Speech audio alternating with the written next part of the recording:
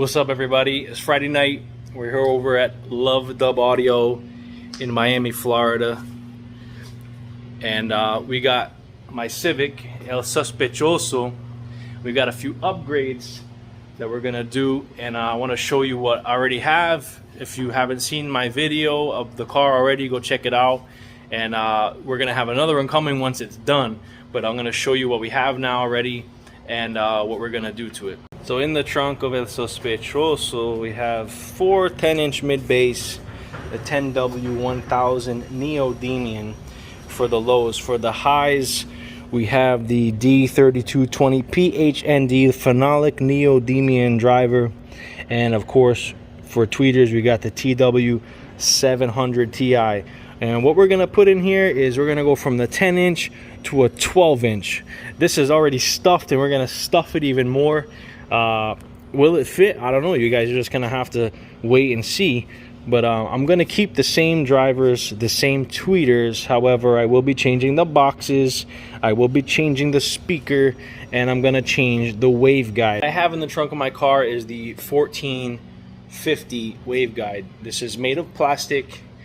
It's about 6 inches around, and we have another version of the 1450, which is the 1450 PR. So the 1450 PR for Puerto Rico, the Puerto Ricans like to use this waveguide in their custom doors, and they fiberglass them in so it's all one piece. A lot of people use these, they're easier to do, but that's why we have these. And I'm showing you this one because the one that I'm gonna is also a PR horn, but it is the 2250, bam, the 2250 PR. Why am I going to use the 2250 PR? That thing's friggin' huge. Well, this waveguide, which I've tested this against this side by side, this waveguide right here gives you deeper vocals. Now, I want to just put a little disclaimer out there. This was only tested by me with the phenolic driver. With the titanium, you may not get the same results, but with the phenolic driver, I had deeper vocals, it was a little bit louder, and it just sounded cleaner to me with this waveguide. So as you can see, there's no mounting holes on the front of this driver compared to the 1450. So I'm gonna have to, you see it does have holes back here to kind of mount it. So I'm gonna have to make something in the trunk to mount this inside the trunk and just have the front of the waveguide kind of chilling there like that. Like I said, we're going to go from a 10-inch to a 12-inch. Now, these are 10-inch 1000-watt speakers that I have now. We're going to go to a 2000-watt 12-inch. That 2000-watt 12-inch speaker is the 12MB2000FT. That's 12 for 12 inches, MB for mid-bass, 2000 watts, and it's the Forte series. These speakers are made in Brazil. Very, very powerful mid-bass. Let's take it out of the box and see what it looks like. I took this out earlier, so it's already out of the plastic, but let's take a look at that magnet, man. Look at that thing, is just huge. Let's pull it out.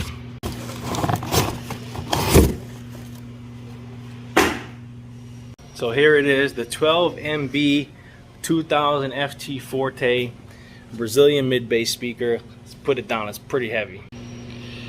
PRV Forte. The dust cap is glued from up top. It's poured with epoxy. Some other speakers, they get glued from the bottom. There's like a little lip. This is much stronger to be able to handle the lower frequencies. This speaker is pretty shallow, as you can see. It's not very deep. I don't know the exact measurements, but it looks like it's about 4.5, 5 inches deep or so. It's got nice push terminals, very strong spring on them. And then here on the tensor lead, you know, because this thing's gonna be flapping up and down, we got this nice little piece of foam so that the tensor lead doesn't slap against the cone. That's actually pretty slick.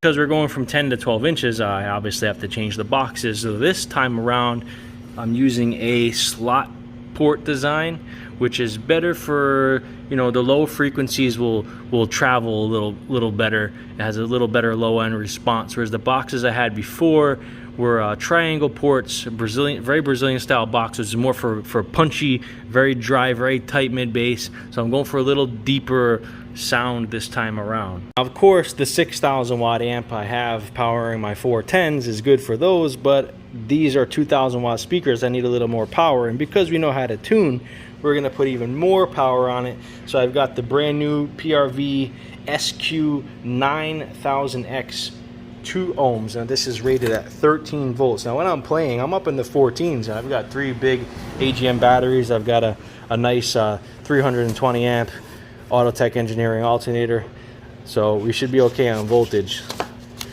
Got a nice banner sticker. Look at that thing.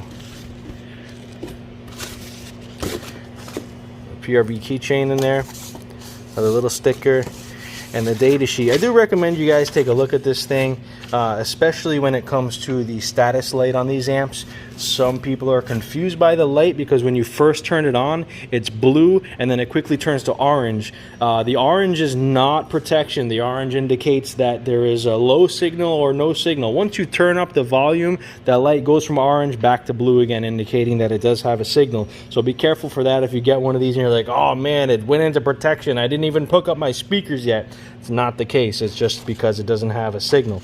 But yeah, take a look at this. There's a lot of information here about wiring and all that stuff, so take a look at that. Let's pull this out of the box and see what it looks like.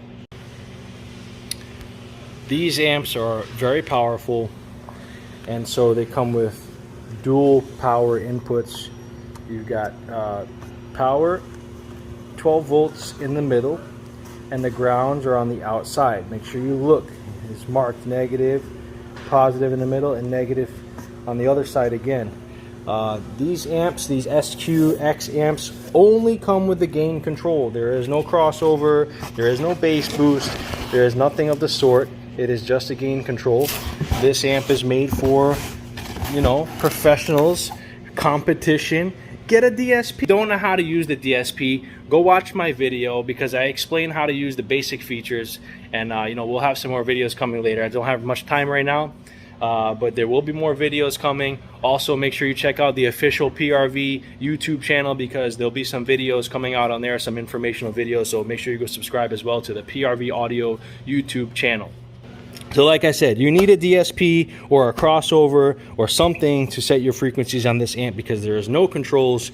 That was done purposely. You don't need all that BS on the amp. If you're running a big powerful system, you really need, you know, control over that system. So that's all we got for right now. That's the plan. It may change, it may do more, it may do less, I don't know, but right now this is the plan. That's what I'm going to work on this weekend, getting the old stuff out of the trunk, mocking up these boxes, and praying that everything fits. So send your good thoughts my way so I can hopefully fit these 12-inch speakers in the trunk and we can get playing again real soon with very little downtime. Alright, so thanks for checking me out, and keep a lookout, subscribe to the channel so that you can see the updates on the car when it's ready. All right, thanks guys.